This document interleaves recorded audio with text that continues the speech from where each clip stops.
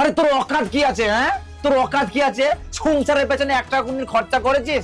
1 টাকা কোনদিন রোজগার করেছিস?